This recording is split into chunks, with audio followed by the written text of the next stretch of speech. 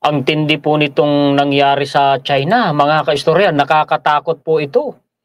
Isipin ninyo isang buong shopping mall po nilamon ng tubig at isang buong bahay po inanod ng rumaragasang baha. Mga sasakyan po, mga naghambalang, nagpatong-patong, inanod po ng tubig, mga kaistorya. O di po ba sakim sila sa tubig? O ayan, binigyan po sila ng sobra-sobrang tubig. Tungkol po dyan mga kaistorya, ang ihahatid ko sa inyo literal na mga video clip po, mga kaganapan sa China. Pakishare muna po at pakilike at sa mga bagong viewers po natin, kung gusto po ninyo ang ganitong klase po ng content ay maaari po kayong mag-subscribe. Mga kaistorya. Iniimbitahan ko po kayo na pakisubscribe nyo din po si Bulabog PH, isang bagong pro-government vlogger.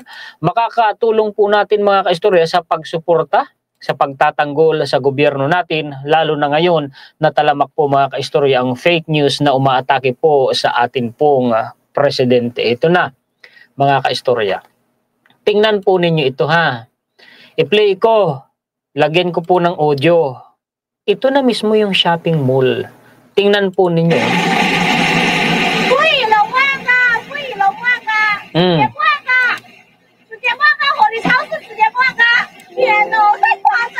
Kita mo? Nagsasalita yung Chinese, no? Maririnig mo sa background. Talaga hong nilalamo ng tubig, oh. Oh. Ayan. Mga sasakyan po, mga kaistorya, oh. Pati mga sasakyan, inaanod ng baha. Alam nyo ba yung shopping mall na yan? Kung ano yan, mga kaistorya?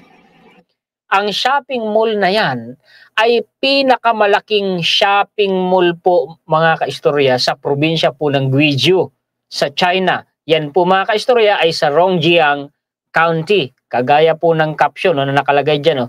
The largest shopping mall in Rongjiang County, Guizhou, has been submerged by flood waters. Isipin ninyo, pinakamalaking shopping mall na yan kung tutusin, pero nilalamon pa ng tubig. Tingnan mo mga sasakyan. May tao palagay ko sa loob kasi umiilaw eh. Kawawa yung tao. Tingnan niyo. Mga high-rise building po yan ha. Tingnan niyo, mga naglulutangan po ang mga sasakyan. Anyway, kawawa ang mga tao dyan. Kawawa sila.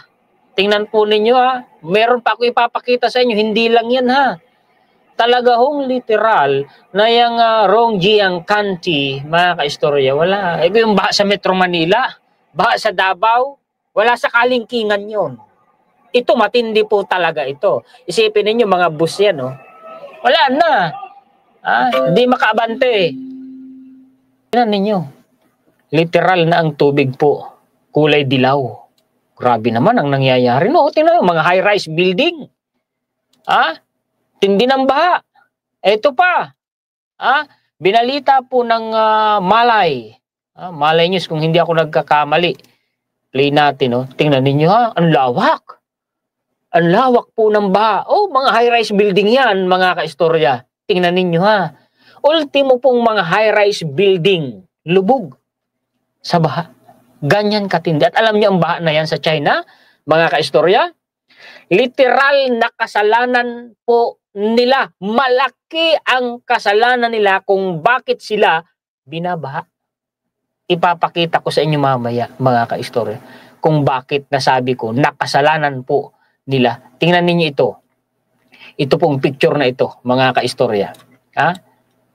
Ayan. Tingnan ninyo. Ano yan? Baha din po yan. Tingnan ninyo kung gaano kalawak ang baha na yan sa China. Gaano kaya karaming tao ang kawawa dyan? Lubog. Lubog. Napapaligiran na sila ngayon. Syudad yan ha. Napapaligiran na po sila ngayon ng tubig. Tubig pa more. Diba? Ito pa. Picture naman po ito. Tingnan ninyo. Ito ay post naman ni Lorena Istayan. Tingnan ninyo. Yan yung sa China. Oh, oh, oh. Tingnan nyo kung gaano kalawak. Oh, di ba? Ang dami, grabe ang damage. Ang sabi pa dito, an aerial drone photo shows flood-affected areas in Gongjiang County, Guizhou, China. O isa na naman itong syudad. Hindi lang pala isang syudad, mga kaistorya. Ang sabi, Gongjiang County at saka Rongjiang County, Guizhou, China. Ewan ko kung tama ang pronunciation ko. Hindi ko naman minamaster po, mga kaistorya, ang Chinese na mga dialect. Ano? At totoo po, mga kaistorya, ang nangyari na yan sa China, as in. Ito nga, balita ni GMA News 2 hours ago. Binalita nila, kawawa ang mga tao. Ayan, puro putik. At itong matindi O tingnan ninyo, ano ba yan? Ano yan? Yung nakikita ninyo na yan, na nakapatong sa kotse na kulay pula. Ano yan? Bahay po yan. Kung hindi ako bahay yan.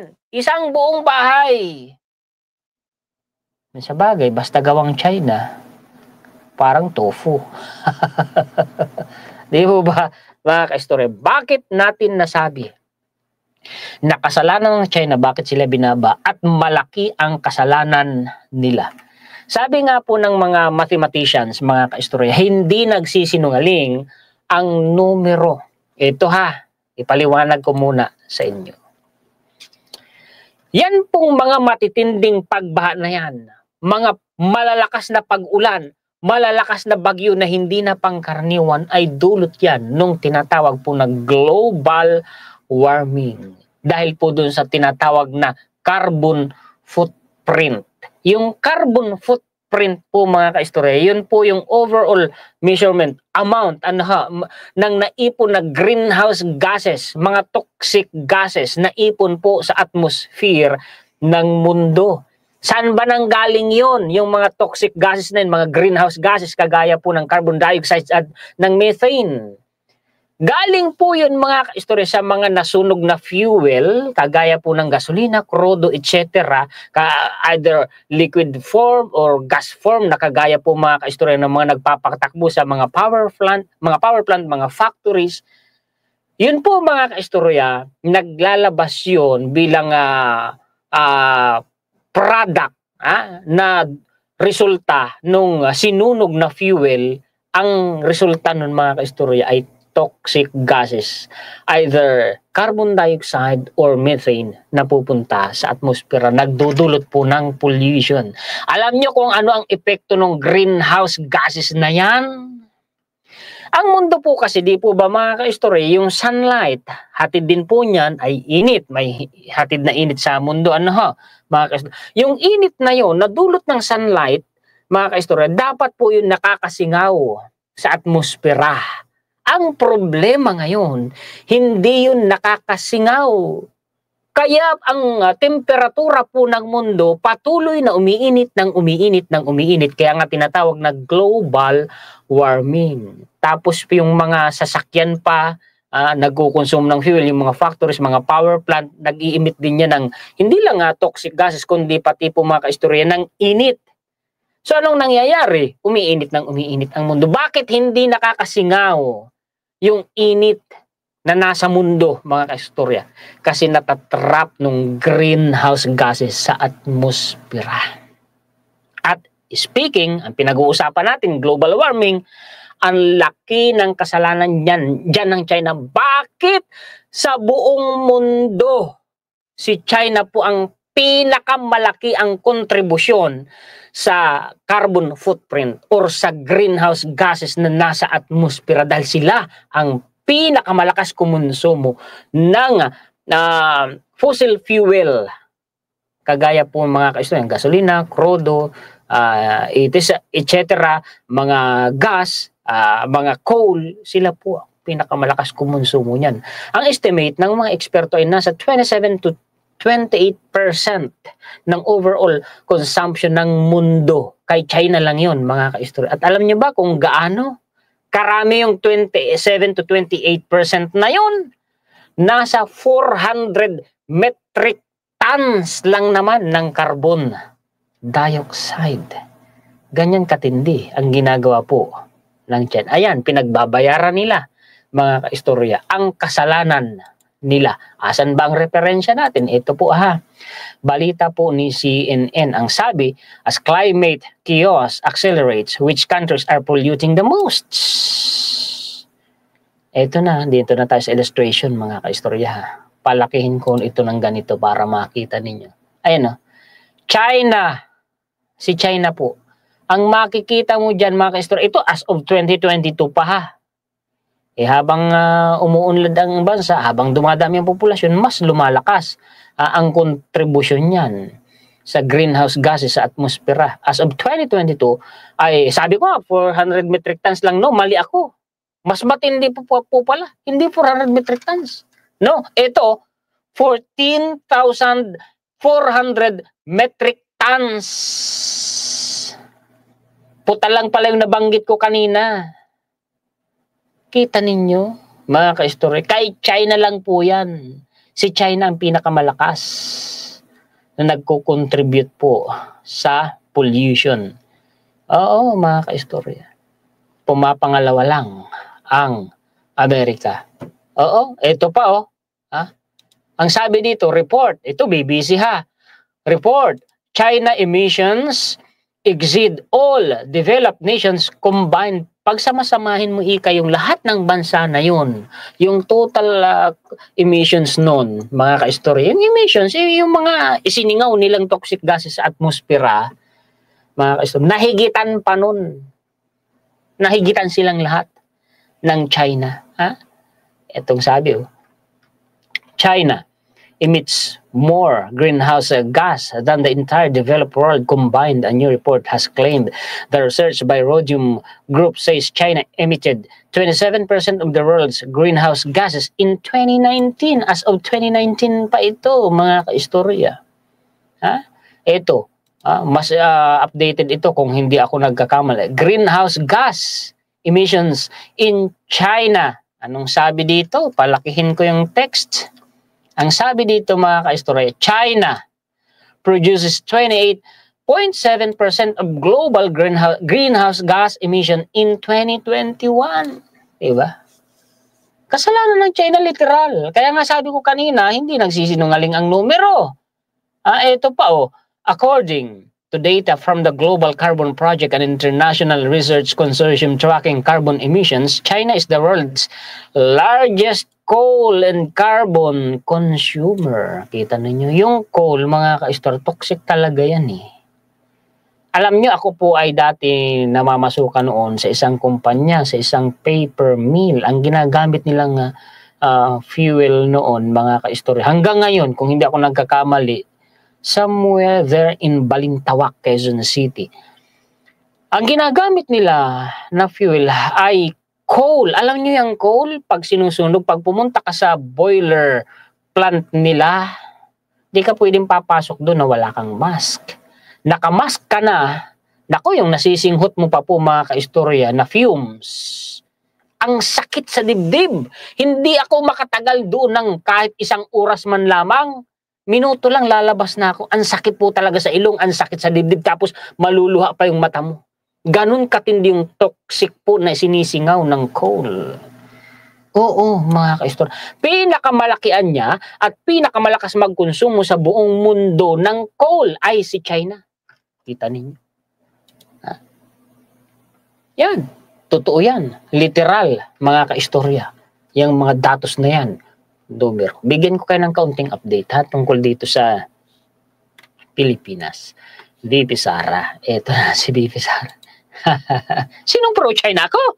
Aba, tinatanggi niya, hindi daw siya pro-China. Ang nagsabi sa kanya kasi ay si UC Claire Castro.